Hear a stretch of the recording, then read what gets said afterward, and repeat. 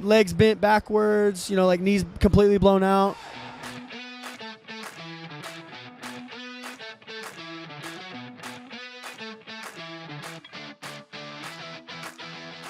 I think craziest thing I've ever seen in an MMA gym, honestly, more just because it was gross. There was a gym that has like mats all the way up into the bathroom. So you can literally cut around the toilet. So you could literally go from training, walk in there, whatever's on the floor is like soaked in there. You're gonna step in that, go back out and train. Is not the cleanest situation I ever saw. Yeah, nothing. I'll probably say when you elbowed Jake in the face and you cut him open. Oh, shit. Yeah, see, it takes a little bit. Yeah, good call. When I was training for the Stevens fight, I was throwing a lot of elbows that camp. I actually clipped my coach. We were just kind of off on the pad movement for like a split second. And, man, a huge gash. Same shit that I hit Jeremy with, but on the forehead side. And it was just going everywhere. And then Tyson's like, Calvin, you have to get your doctor appointment done. You have 5 minutes. I'm like, Tyson, get that phone out of my face right now. My man is bleeding out of his head, and I'm trying to get him some tissues. And ruthless. Yeah, it was a crazy moment. How someone shit on his pants. It happens to me when I punch someone with a liver punch. It happens. Rob saw someone die. Oh my God! Yeah, my soul like so.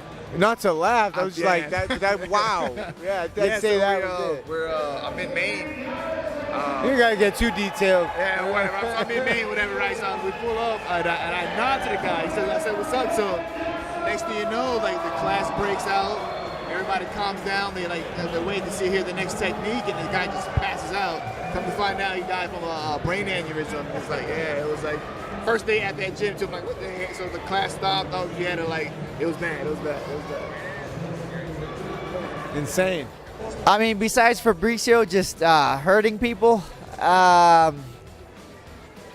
this one time there was I hate throwing Fabricio under the bus, but this one time they were sparring and things got heated. And Fabricio's partner basically walked off the mat and went outside, and Fabricio was like, nah. We're gonna keep going, and they went all the way outside. Fabricio had his gloves on. It was so strange, but I just remember thinking to myself, this fits for me. This makes sense for me. Benil almost knocked me out one time. Yeah, Benil almost knocked me out one time when we were sparring. Huh? He hit me with a left cross. Someone's toe got dislocated and it was fully off the foot. Yeah. What? The big toe. It was out this way and the bone was sticking out. Really? Yeah. Damn. No, I can't top that. No, man, I've just seen two friends cut each other. He was asking me, what's your craziest moment in the gym? I said, this guy almost knocked me out, hit me with the left cross. Yeah. Was it almost? Oh, I didn't go out. I wasn't out. Are you sure? You dropped me. You dropped me. He did not. He dropped me. It was a left kick. He doesn't even know. No, it was a punch. No, I guess with a kick. I saw the one day they made the clubbing event in MMA gym. That was probably it was fun. It was a lot of lights, the people on the mats in the octagon, and it was fun to see them. Yeah. I saw a couple of knockouts in the Black Zillions.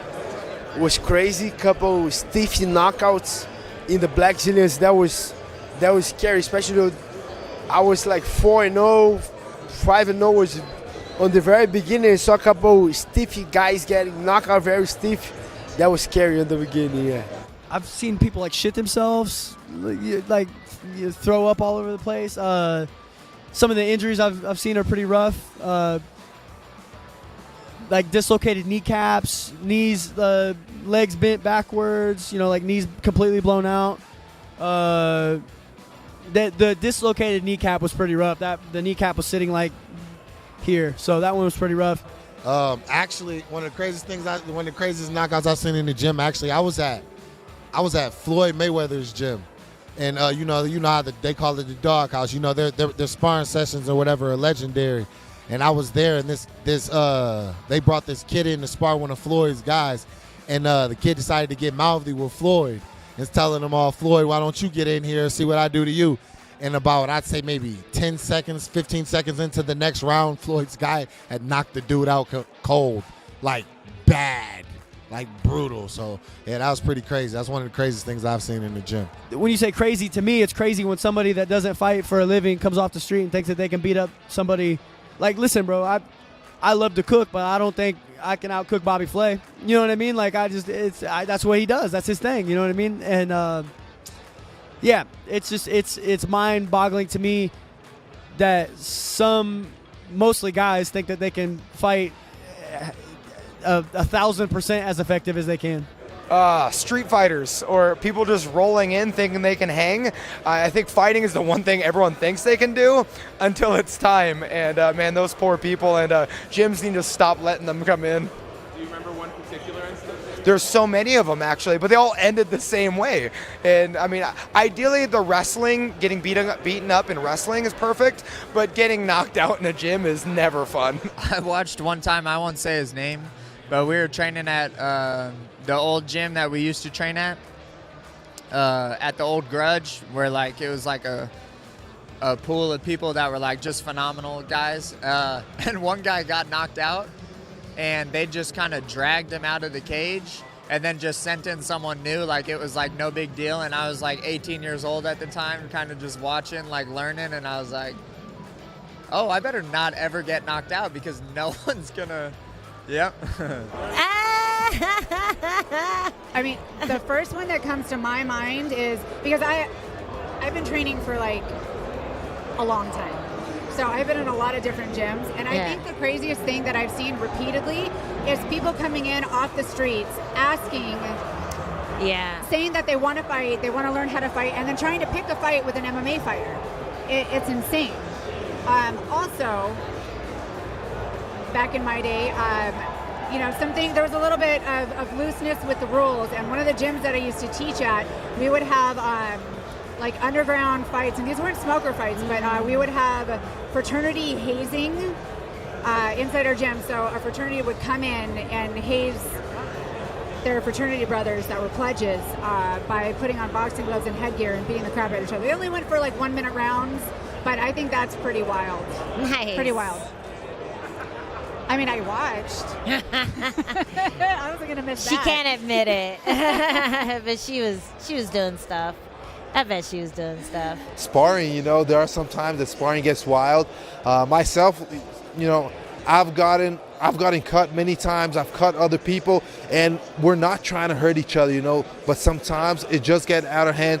We get excited, and I used to play with my wrestling coach. He's Cuban, and he loves filming and everything, and he loves the energy of training. And we say sometimes, if we, paid, like we charge for a pay-per-view in Instagram Live, we would get some good money, because there are some sparring sessions that are just like fight of the night.